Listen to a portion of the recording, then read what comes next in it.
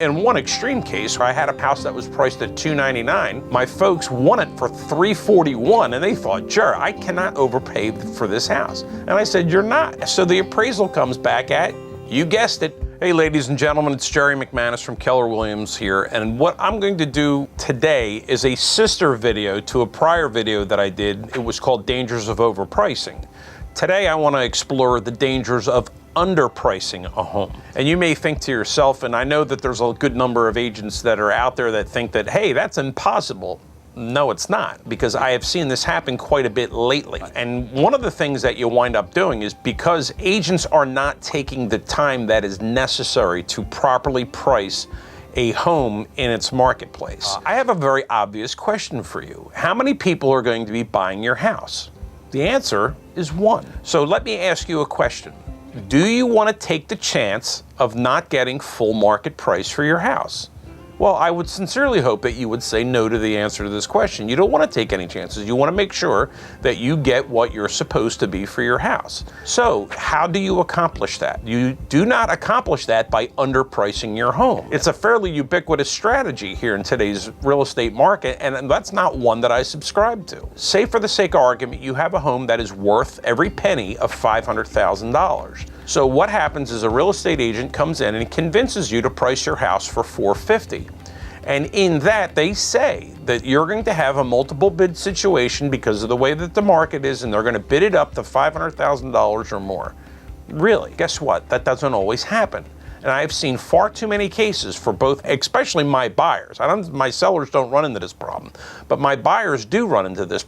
It's not a problem, it's a benefit, that agents who didn't know how to price a home, they wind up getting a home. They win a bid, but they're still priced below market, if you can believe that. I've actually had, in one extreme case, where I had a house that was priced at $299, my folks won it for $341, and they thought, sure, I cannot overpay for this house. And I said, you're not. So the appraisal comes back at, you guessed it, $389.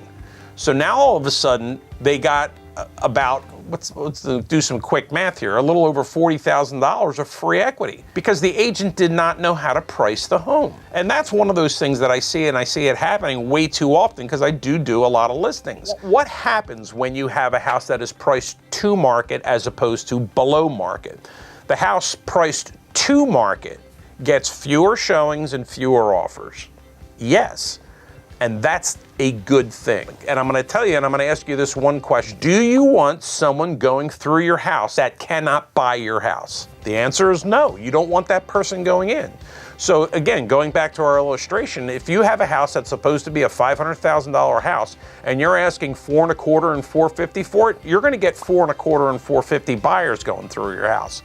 And guess what those people do? They add unnecessary wear and tear. They drag in mud, they drag in dirt, leaves, and everything else. And yes, some of them even use your bathroom. You can avoid those things and still get market price and above for your house, because this is what I wind up seeing. The people who are out there, so when you limit the number of people that go into the house to people who are qualified, those people know the market. I say this all the time, the market knows the market. Said this in the last video as well. When people are out shopping, they understand what they're getting for what they're spending. Instead of going up, having a $500,000 house priced at $450,000, hoping to get $500,000, you have a $500,000 house that's priced correctly, and now you can get $515,000, $520,000, $525,000, $530,000 for it.